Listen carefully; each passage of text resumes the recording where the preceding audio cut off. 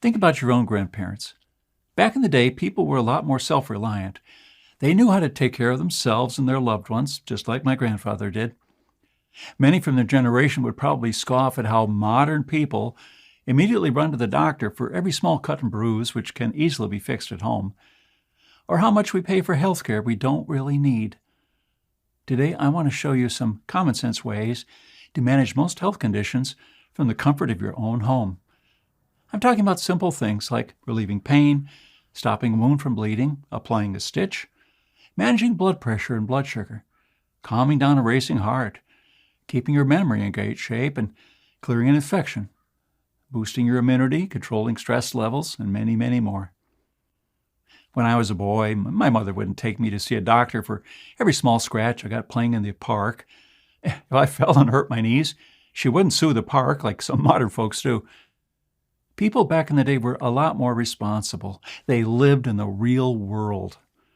Today, we've become increasingly disconnected from it, and we stand to pay the ultimate price for this folly when the system fails. But this forgotten wisdom is not only reserved for dark times. These methods are nothing fancy, but they will probably save you hundreds, if not thousands of dollars on unnecessary doctor's appointments over the next few years. It will also make you less dependent on a vulnerable medical system. We never know what the future holds, and what we find normal today, like going to the pharmacy or hospital, might be gone tomorrow.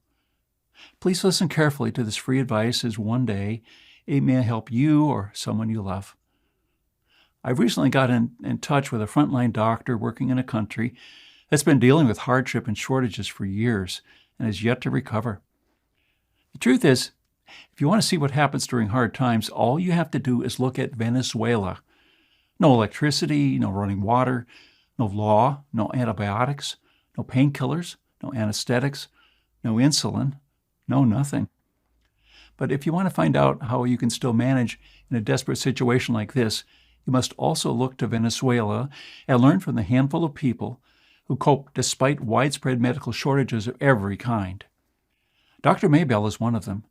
She's a general surgeon at Caracas University Hospital. People over there had to discover new ways to take care of their own health care once pharmacies ran dry and hospitals overflowed with patients. In this short presentation, I'll show you 3 things I've learned from her that will help you take care of yourself and your family during dark times and may help you slash some medical costs starting today.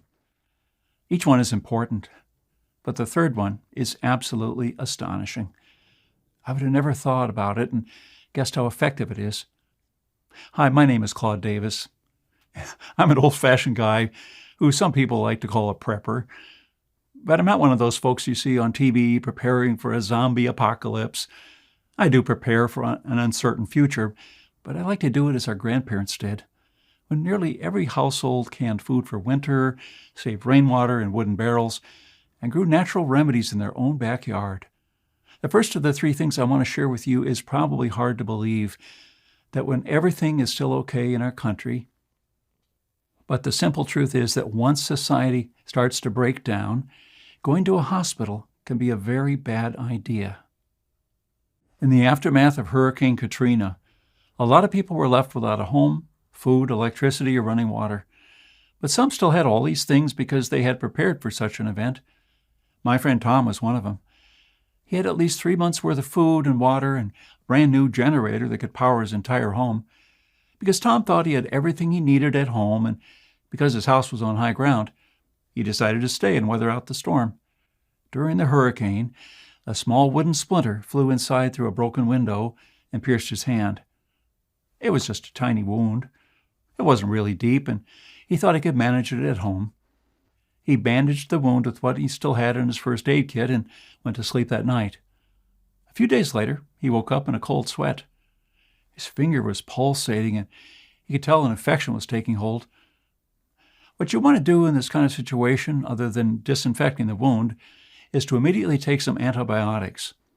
Unfortunately, Tom didn't have any stockpiled because, as you know, they require a prescription.